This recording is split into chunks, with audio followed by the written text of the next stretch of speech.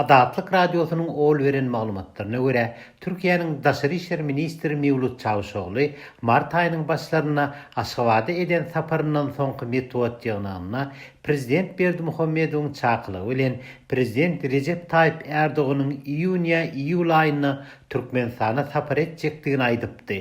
Erdoğan'ın bu saparına sadece ay kalanına Türkiye'deki Türkmen aktivistlerine Türk hakimiyetlerinin baş edýäni barada insan hukuklarını gorayan Düýü Moskwa'daki Memorial Merkezi ve Düýü Bolgariýadaky Türkmen Helsinki fondy maglumatlar ýaratdylar. Olara maglumat veren aktivist Sultan Tağanowa 14 aprelde İstanbul'un Migrasiýa Edarasyndan telefonu çağırılıp 15 aprelde bolan söhbetleşik barada Azatlyk Radiosyna şeýle diýdi. Meni migrasiýa gulugundan jaň edip çağıran wagtlarynda Türkiýadaky ýaşaýyş ruhsatyň barada diýip çağırdylar aýyň 14'üne ve saat belirlediler, saat 11'e geldi. Ben 15 gün saat 11'in yarında migrasiýa guluguna bardım. Bozkunluk ýagdaýym barada soradylar. Son şu işlere aktivistliğe haçan başladım, näme üçin başladım, son içeri deportasyonlara gire haçan düştüm, haçan çıktım, son opozisiýa liderlerining daşar yurtlarda ýaşaýanlygy barada, şolar bilen ara gatnaşygym barmy ýokmy, şolar barada soradylar. Son menem aýtdym, opozisiýa liderleri bilen habarlaşýas internet üstü bilen diýene, bizim özümüz berde Türkiýede. Son Türkiye'de näme edeceğimiz barada soradı. Türkiye'de hiçbir şekilde faaliyet göstermediye, yani Türkmen dilinde hiçbir hareket etmen diye. Sonra diňe maňa däl, köplüge yüzlenip aýdan ýaly. Döwletiň adyndan aýtýan bunu. Döwletiň adyndan maňa predipredeniýa duýury berýär.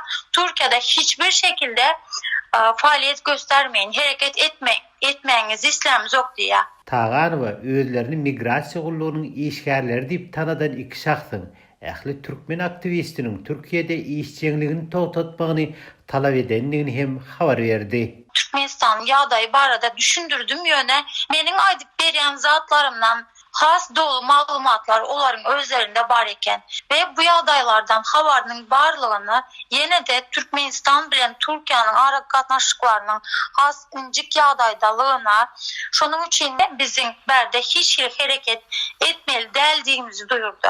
Emma Sultan Tağanowa bu başlara garamazdan Türkiýanyň kanunlaryna laýyk işçiligini hassa güýçlendirmek isleýändigini aýdýar we Prezident Erdoğan'dan kömek soraýar.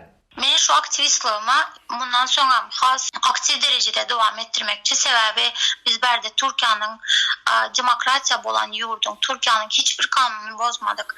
Türkiýede de ifade özgürlüğü, yani söz azatlığı diyen bir kanun var. Yabancılar için hem öz halk için hem geçerli bu kanun.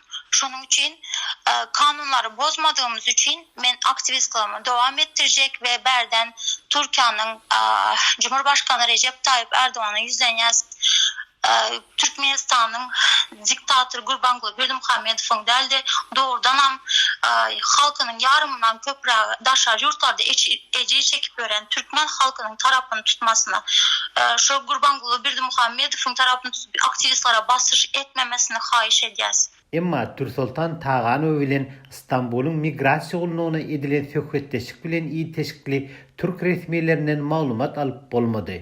Mundan owal Tağanowa İstanbul'un deportasiýa merkezine 3 ay galypdy. İnsan hukuklaryny gorayan guramaryň çağırşlary netijesinde 2020-nji ýylyň oktýabryna Tağanowany merkezden boşatdylar we ol Türkiýeden başpena sorap arza bermäge mümkinçilik aldy. Adam hukuklaryny gorayan toparlar Sultan Tağanow bilen ýeteşikli bu hadisany tanqidlap Türk häkimetlerini insan hukuklary barada gol goýan halkara ılalaşyklaryna we öz kanunlaryna hormat goýmaga çağırýarlar. Şolar wagtyň özünde Türk häkimetleriniň Türkmen aktivistlerini oğlum baş edenligini garaşsyz çeşmeler bildiripdi. Şu ýylyň fevral aýynda Türkmen aktivistleri ýaş pelwan Süleyman Tursunbekowyň ölümine İstanbul'un merkez Taksim meýdançasyna ýekelikde protest geçirmekçi bolanyna Türk polisiýasy ruhsat etmedi. Türkiýe Türkmenistanyň esas söwda partnerläriniň biri hasaplanýar.